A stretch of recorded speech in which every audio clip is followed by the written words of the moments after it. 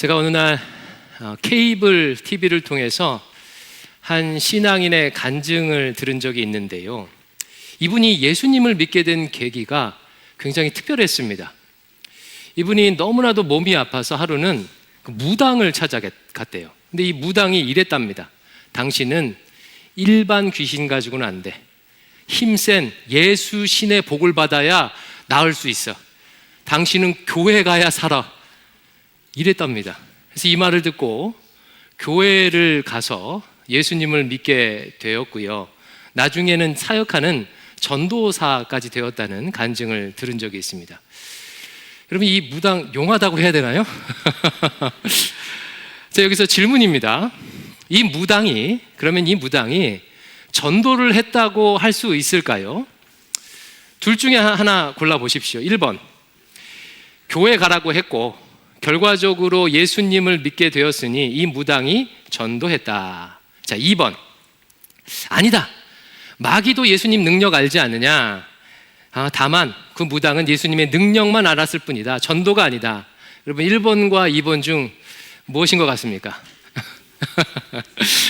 이런 경우는요, 그 무당이 전도했다고는 할 수 없겠죠. 이렇게 말하면 적절할 거예요. 하나님께서 무당을 통해서도 그 영혼을 무당을 통해서 구원해 주셨다라고 말하는 것이 적절하겠지요. 여러분, 전도라는 것은 하나님 백성에게 부여된 특권이자 사명입니다. 전도는요, 전도하는 행위만을 나타내는 것이 아니라 전도자까지 포함하는 개념이에요. 예수 그리스도를 만난 신자가 예수님에 대해서 보고 듣고 만진 바를 전하는 것이 전도입니다. 하나님은요, 하나님 나라를 이루시기 위해서 아주 특별한 방식을 사용하시는데, 하나님은 전지전능하심에도 불구하고 꼭 하나님의 백성을 통해서 일을 이루십니다. 태초에 아담과 하와를 창조하시고 하나님 나라의 대리 통치자로서, 하나님의 대리 통치자로서 피조세계를 다스리도록 하셨지요. 그 이후에도 노아, 아브라함, 모세 등등 하나님의 사람을 세워서 하나님의 역사를 이루셔요. 복음 전파에 관해서도 마찬가지예요. 하나님은 온 세상을 구원하실 수 있는 능력이 있으심에도 불구하고 굳이 하나님의 백성으로 하여금 복음을 전하게 하십니다. 따라서 전도에 있어서요, 전도자의 역할은 매우 중요하다고 할 수 있겠지요. 이에 오늘은 새생명 축제를 준비하면서 전도자에 관한 이야기를 나누어 보려고 해요. 여러분, 다들 태신자 작정하셨지요? 혹시 아직까지 안 하셨으면 제가 전화하겠습니다.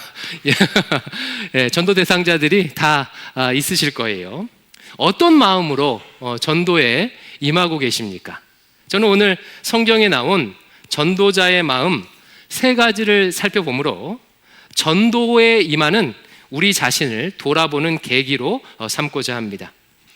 여러분, 전도하면 성경 안에서 누가 제일 먼저 떠오르십니까? 아마 사도 바울이 제일 먼저 떠오르실 것 같아요.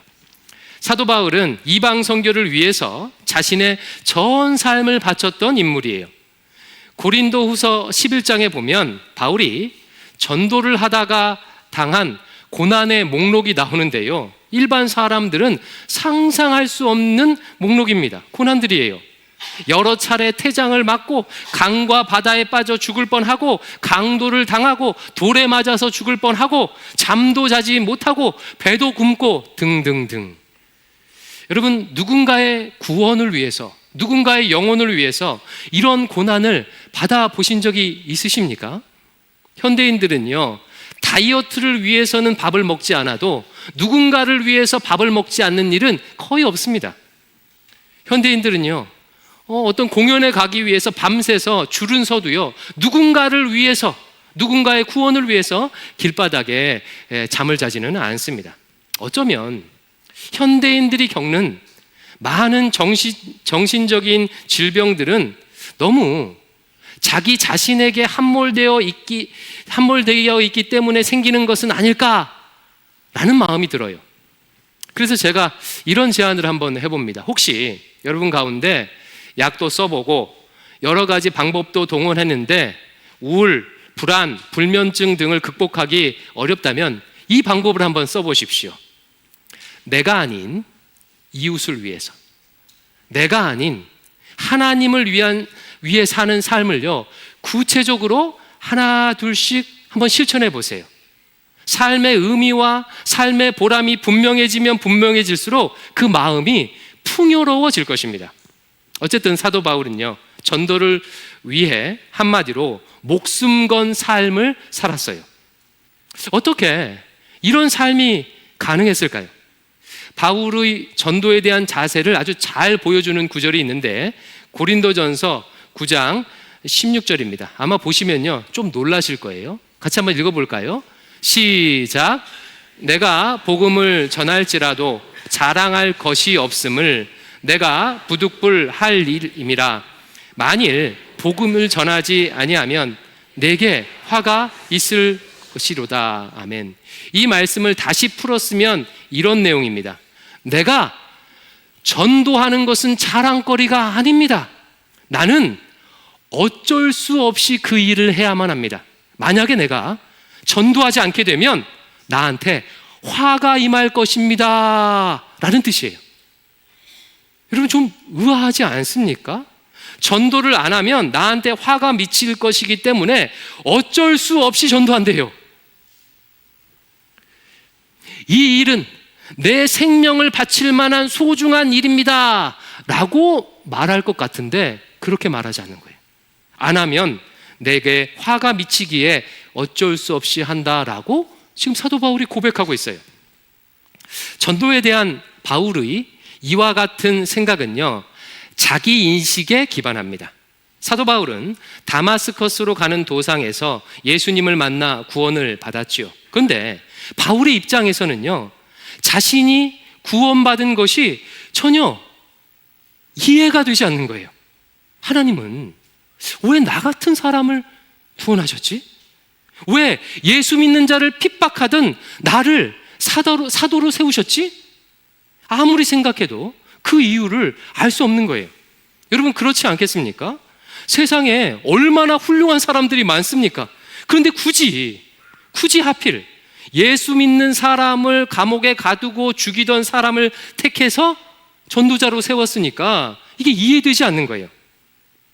이 질문에 대해서 바울은요 이렇게 깨닫게 돼요. 바울의 깨달음을 한번 읽어보겠습니다. 로마서 1장 14절 같이 읽습니다. 시작.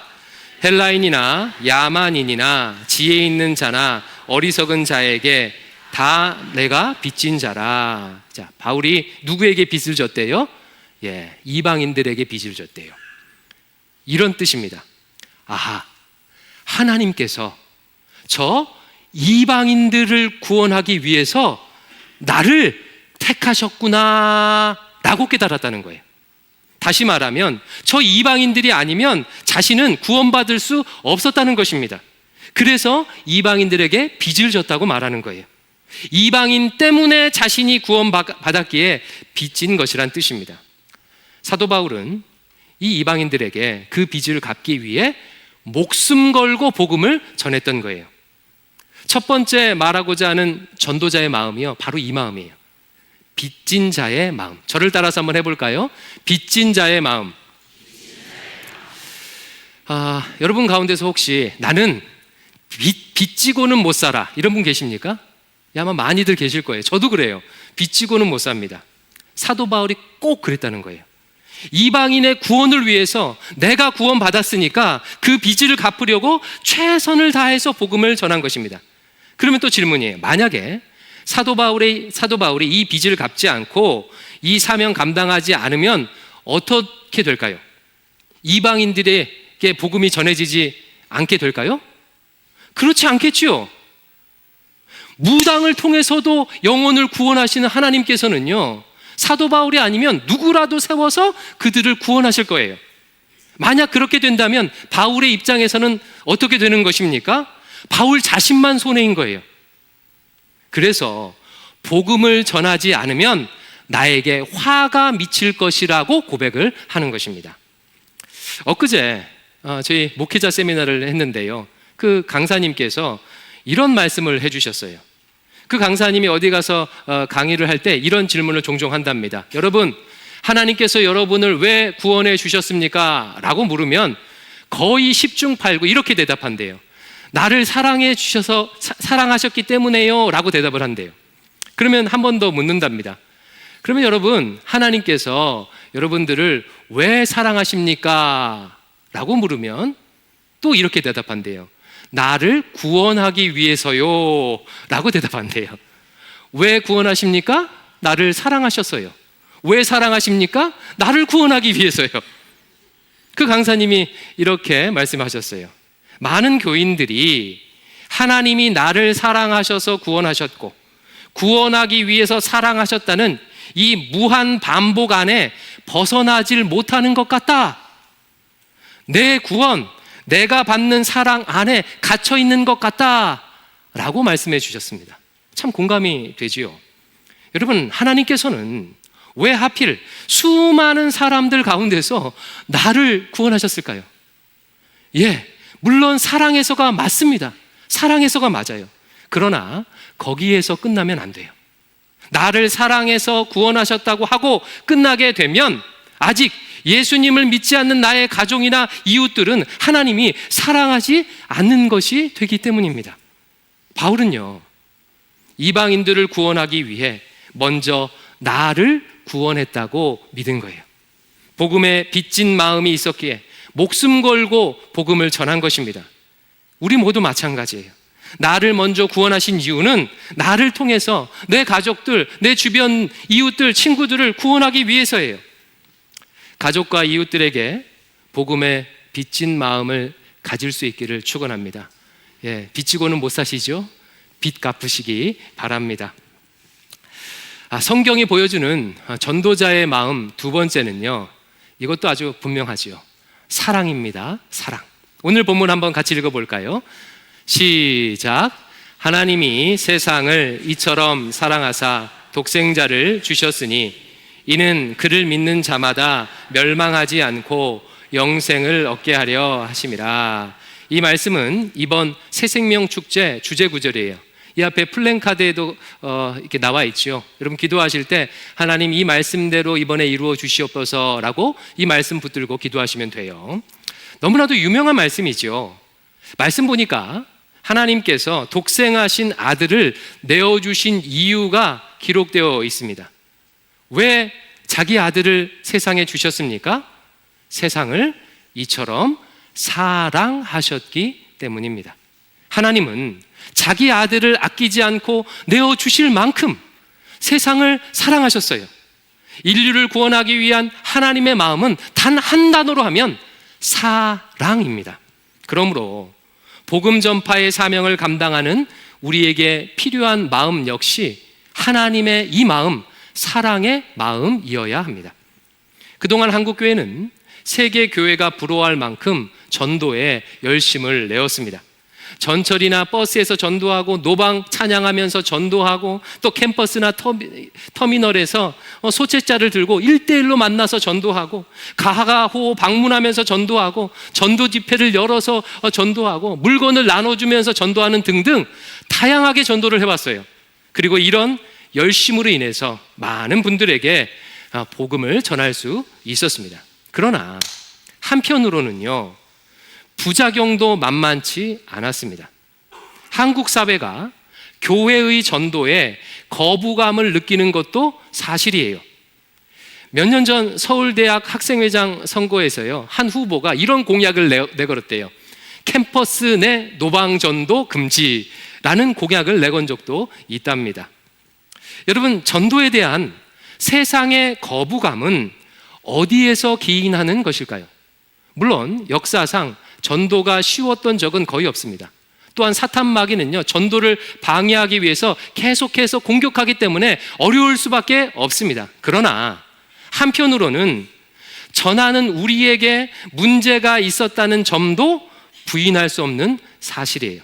저는요, 그 거부감의 핵심이 사랑에 있다고 생각을 합니다. 여러분, 인간이 의사소통할 때요, 중요한 것은 말의 내용보다 태도가 더 중요하대요. 전하는 자의 태도가. 그래서 커뮤니케이션 이론가들은요, 어떤 사람이 메시지를 수용할 때 말을 통해서 수용하는 것은 15%에서 20% 정도밖에 안 됩니다. 그러면 나머지 80에서 85%는 무엇을 통해서 흡수하냐면 전하는 자, 메시지를 전하는 자의 태도를 통해서 메시지를 받아들인대요. 그러므로 한번 생각해 보세요. 전도에 대한 거부감을 가진다는 것은 실상 무엇에 대해서 거부감을 가진다는 뜻이겠습니까? 말이라기보다는 전하는 자의 태도. 전하는 자의 태도에 거부감을 가지고 있다고 해석할 수가 있는 거예요. 만약에 어떤 사람이 나를 사랑한다고 가정을 하게 되면요, 그러면 그 사람이, 나를 사랑하는 사람이 하는 말에 옳고 그름을 떠나서 그의 메시지에 호감을 가지게 되어 있습니다. 반대로 상대방이 나를 무시한다고 생각하면요, 그가 아무리 옳은 말을 해도 그 사람에게 마음을 열지 않아요. 사람들은요, 옳은 말을 듣는 것이 아니라 자기가 좋아하는 사람, 호감 있는 사람의 말을 듣는 것입니다. 전도를 할 때 전하는 자의 목적에만 충실해서 상대방을 배려하지도 않고 상대에 대한 관심도 없이 일방적으로 전도를 하게 되면 누구라도 그런 태도에 마음이 다치게 되어 있다는 거예요. 자신이 전도를 위한 도구 취급받는다고 느끼기 때문이죠.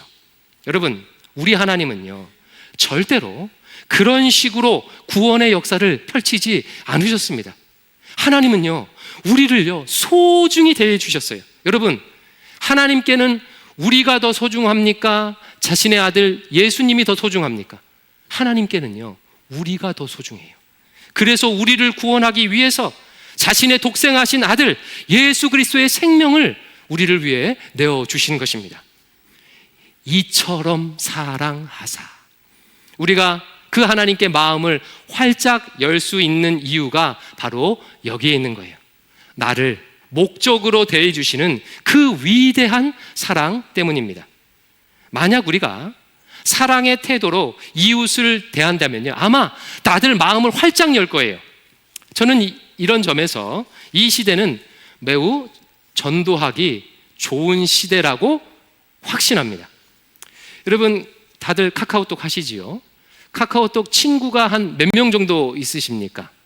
아마 카카오톡 친구가 500명이 넘는 분들도 꽤 계실 거예요. 제가 한번 보니까 저는 1000명 가까이 돼요. 그래서 왜 이렇게 많지? 이랬습니다. 그러면 그 중에서 언제든지 마음을 터놓고 연락할 수 있는 사람은 몇 명 정도 되십니까? 아마 그렇게 많지 않을 거예요. 대부분 손가락에 꼽을 정도일 것입니다. 현대인들이 정신질병의 핵심은요, 외로움에 있습니다. 수많은 사람들과 연결되어 있고 많은 사람들의 소식을 실시간으로 SNS를 통해 듣고 있지만 정작 내 속마음을 편하게 터놓고 이야기할 사람이 그렇게 많지 않아요. 내가 먼저 연락해서 만나자고 할 만한 에너지조차 없어서 혼자 하루 종일 핸드폰만 들여다보고 있는 사람들이요, 급격히 늘고 있습니다. 이런 외로움이 팽배한 시대에 누군가가 다가와서 그 사람을 목적으로 여겨주고 그 사람 자체에 관심을 가지고 다가와 준다면 마음을 열지 않을 사람이 없을 거라고 저는 생각합니다. 여러분, 지금 조용히 한번 귀를 기울여 보세요. 이런 소리 들리는 것 같지 않습니까? 나에게 관심 좀 가져주세요. 나를 좀 바라봐 주세요. 이런 소리가 들리는 것 같지 않습니까? 그분들에게 찾아가 그분들을 사랑하기 시작하십시오. 그 사랑의 태도가 마음을 활짝 열게 만들 거예요. 그렇게 열린 마음에 복음의 씨앗이 뿌려져서 자라나게 될 것입니다. 그러면 어떻게 사랑의 태도를 이웃들에게 보일 수 있을까요? 매우 쉽습니다. 이게 어려운 일이 아니에요. 여러분, 매우 쉽습니다. 어떻게 하면 되냐면 예수님처럼 하시면 돼요. 예수님께서 나를 위해 생명을 내어주신 것처럼 내 이웃에게 생명을 내어주면 이거보다 더 큰 사랑이 없어요. 아니, 목사님, 쉽다면서요. 생명을 내어주라니요. 생명을 내어주는 일을 어떻게 합니까? 일전에 말씀드린 적이 있지요. 우리의 생명은요, 시간으로 구성이 되어 있어요. 따라서 우리의 시간을 내어주는 것이 우리의 생명을 내어주는 것과 같습니다. 누군가를 사랑한다는 것은 그를 위해서 기꺼이 시간을 내어주는 거예요. 시간을 내어서 그분을 위해서 간절히 기도하고, 시간을 내어서 그에게 찾아가고, 시간을 내어서 그분의 이야기를 듣고, 시간을 내어서 그와 함께 하는 것이 바로 사랑입니다. 생명을 내어주는 거예요. 그러므로 전도 대상자들에게 여러분의 생명인 시간을 기꺼이 내어주십시오. 그렇게 하면 사랑의 역사가, 구원의 역사가 펼쳐질 것입니다. 이제 마지막으로 세 번째. 성경에 나타난 전도자의 마음 세 번째는요, 성령 충만함을 받는 겸손함입니다. 성령 충만함을 받는 겸손함. 저는 앞에서 하나님께서 사람을 통해 하나님의 역사를 이룬다고 말씀을 드렸지요. 근데 자칫 이 말씀을요, 이렇게 오해하시면 안 돼요. 사람을 통해 역사한다는 말씀을 이렇게 오해하시면 안 된다는 거예요. 하나님께서 하나님의 백성을 통해 일하시니, 하나님의 백성은 자신의 능력을 10분 발휘해서 그 일을 이루도록 해야 한다라고 오해하시면 안 된다는 거예요. 보통 세상의 일들은 그와 같은 방식으로 이루어집니다. 능력 좋은 사람을 세워서 그 사람의 능력이 잘 발현될 때 일이 성공이 되는 거예요. 그래서 세상에서는요, 실력 있다고 하면, 누가 능력 있다고 하면 웃돈을 얹어서라도, 스카웃해서라도 고용하려고 하는 것입니다. 그러나 하나님의 일은 그렇지 않습니다. 하나님의 백성은 자신의 능력으로 일해서는 안 돼요. 오히려 정반대로 자신의 언변, 자신의 학력, 자신의 실력, 능력에 의존하지 않는 방식, 자신을 의지하지 않는 방식으로 일해야 합니다. 세상의 방법과 정반대지요.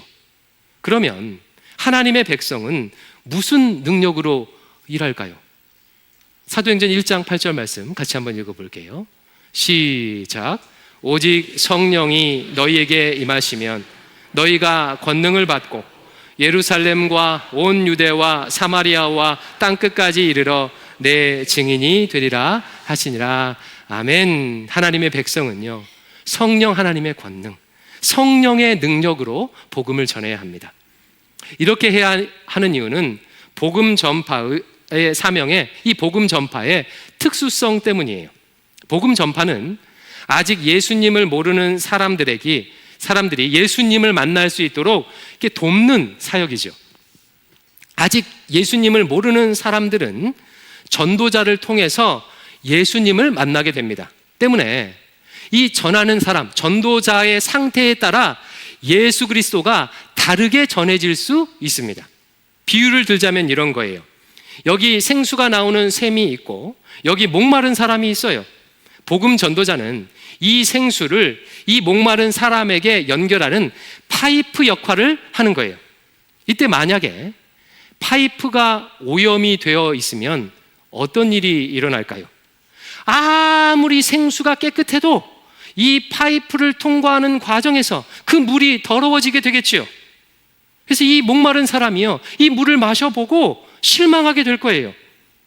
그동안 한국 교회가 세상을 향해 실패한 부분이 바로 이 부분입니다. 우리의 욕심과 우리의 그릇된 삶으로 인해 예수 그리스도의 순결한 복음을 오염시켜 세상에 전한 거예요. 이 물을 마신 세상 사람들이요, 아이고 이 물 마시면 살기는커녕 죽겠다라고 반응했던 것입니다. 그렇다면 이 중간에 연결하고 있는 이 파이프가 해야 하는 일은 무엇이죠? 이 파이프가 해야 하는 일은요, 무엇인가를 더하는 일이 아니라 오히려 빼는 일입니다. 더러운 것이 생수에 섞이지 않도록 자기를 깨끗하게 비우는 일이에요. 생수를 나르는 성령님께서 자유롭게 역사하시도록 성령의 통로가 되는 것입니다. 여러분, 이 원리를 기억해야 무슨 일이든 하나님 앞에 아름답게 쓰임받을 수가 있어요. 하나님의 백성은요, 하나님의 역사의 파이프, 통로일 뿐이에요. 구원의 주체자나 구원의 전달자가 아닙니다. 구원을 계획하시는 분은 하나님이시고, 구원을 성취하시는 분은 성자 예수님이시고, 구원을 적용하시는 분은 성령 하나님이세요. 그러므로 전도자가 해야 할 일은 역사하시는 삼위일체 하나님께 온전히 순종하여 그분의 깨끗한 통로가 되는 거예요. 그래서요, 이 전도는요, 세상에서 가장 어려운 일이 될 수 있는 동시에 가장 쉬운 일도 될 수가 있습니다. 만약에 내 능력과 내 기술과 내 노력으로 누군가를 전도한다고 하면 이거는요, 너무 어려운 일 아닙니까? 한번 생각해 보십시오. 나는요, 내 믿음도 어떻게 할 수 없는 사람이에요. 하루에도요, 믿음이 그냥 왔다 갔다 하는 사람이 나입니다. 그런데 어떻게 내가 다른 사람의 믿음을 책임질 수가 있겠습니까? 이게 어려운 일이에요. 내 힘으로 하려고 하면 할수록 한계에 부딪히고 사탄의 공격에 쓰러질 수 있는 것입니다. 그래서 내 힘으로 하면 세상에서 제일 힘든 일이 전도예요. 전도예요. 반대로 성령 하나님께서 역사하시면 제일 쉬운 일이 될 수 있습니다. 성령님은 살아계신 하나님이에요. 권세와 능력이 무한하신 분이세요. 가장 좋은 타이밍, 가장 좋은 방법을 아시는 분이 성령님이세요. 나도 그렇고 저 사람도 그렇고 성령님이요, 나보다 나를, 저 사람보다 저 사람을 더 잘 아셔요. 그러므로 성령님께서 자유롭게 역사하시도록 통로로 있기만 하면 됩니다. 나를 깨끗이 비우고 전도 대상자와 생수를 연결하기만 하면 되는 거예요. 성령님의 통로가 되어 성령의 역사에 순종하기만 하면 나머지는 성령님께서 알아서 하십니다. 전도가 어렵다고 느껴지는 이유는 내 힘으로 하려고 하기 때문입니다. 성령의 음성에 귀를 기울이며 성령 하나님께 자신을 온전히 맡기면 성령님은 나를 통해 반드시 역사할 것입니다. 그러므로 전도자는요, 그 무엇보다 성령의 충만함을 구해야 돼요. 자신의 계획과 자신의 능력에 한계가 있음을 인정하고 겸손히 성령 하나님께 겸손히 무릎을 꿇어야 합니다. 그래서 전도는 기도 없이는 이루어질 수 없는 일인 거예요. 요즘 다음 세대 전도가 어렵다고 교회들마다 다 난리예요. 그래서 아이들이 좋아할 만한 여러 가지 프로그램을 도입하는데도 불구하고 애들은 별로 반응이 없습니다. 꿈쩍도 하지 않아요. 원인이 어디 있겠습니까? 프로그램이 나빠서일까요? 아니에요. 기도하지 않아서예요. 능력 많으신 성령님은 놔두고 파이프가 일하려고 하기 때문에 그런 거예요. 겸손히 우리의 무능함을 인정하고 전능하신 성령님께 기도하고 간구해야 합니다. 성령님을 온전히 의탁할 때 비로소 생수가 생수로 전해지게 되고, 우리 아이들이 그 생수를 한번 맛보기만 하면요, 그 생수 먹지 말라고 해도, 마시지 말라고 해도 마시려고 하게 되는 것입니다. 그러니 사랑하는 전도자들이여, 자신의 힘을 빼고 성령님을 의지하시기 바랍니다. 이를 위해 기도하십시오. 성령 충만 받기를 위해서 기도하세요. 성령의 권능을 위해서 기도하십시오. 반드시 성령님께서 우리를 통해 구원의 역사를 이루실 것입니다. 이제 말씀을 맺겠습니다. 오늘 성경에 나타난 전도자의 마음 세 가지 보았지요. 첫 번째 무엇이었죠? 빚진 자의 마음. 두 번째는 사랑하는 마음이에요. 세 번째는요, 성령 충만을 구하는 이 겸손의 마음입니다. 이와 같은 마음을 가지고 부름받은 자리에서 복음의 통로로 쓰임받기를 축원합니다. 이 시간 우리 같이 함께 찬양할 텐데요, 우리 찬양으로 성령 충만함을 구하면서 함께 성령이 오셨네 찬양하겠습니다.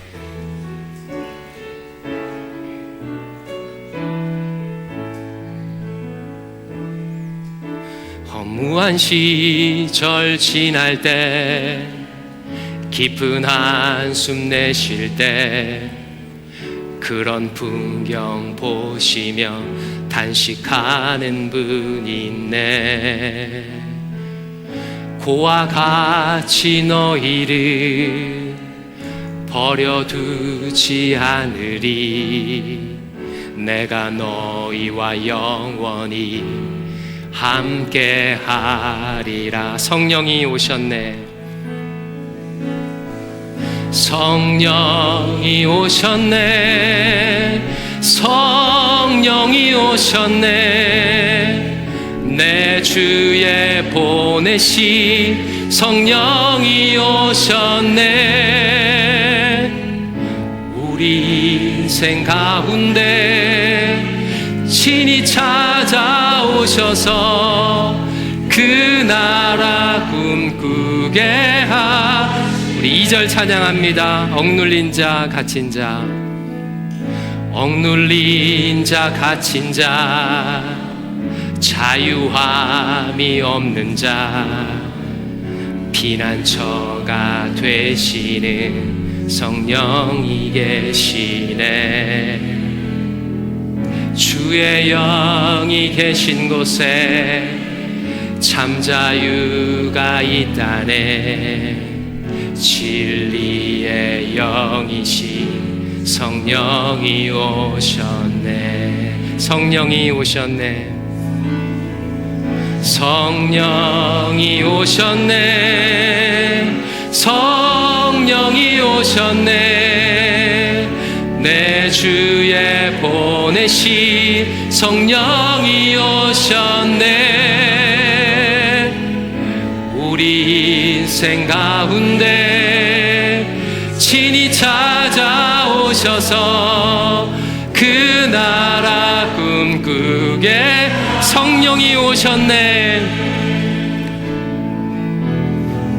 성령이 오셨네. 성령이 오셨네. 내 주에 보내신 성령이 오셨네. 우리 인생 가운데 친히 찾아오셔서 그 나라 우리 마지막으로 가슴에 손을 얹고 성령이 오셨네. 성령이 오셨네. 성령이 오셨네. 내 주에 보내신 성령이 오셨네. 우리 인생 가운데 친히 찾아오셔서 그 나라 꿈꾸게 하시네. 손을 얹은 채로 제가 축복하면서 기도하겠습니다. 아버지 하나님, 사랑하는 주의 백성들이 가슴에 손을 얹고 성령의 충만함을 간구하오니 주여 역사하여 주시옵소서. 이미 우리 안에 계신 성령님 머리끝부터 발끝까지 사로잡아 주셔서 성령에 사로잡혀서 전도할 수 있도록 은혜 베풀어 주시옵소서. 지금도 예수 그리스도의 십자가의 복음을 들어보지 못하고 죽어가는 나의 영혼들, 나의 가족들, 이웃들이 있나이다. 그들에게 온전한 복음의 통로가 되도록 우리를 사용하여 주시옵소서. 성령님 충만히 임하여 주시옵소서. 예수님 이름으로 축복하며 기도합니다. 아멘.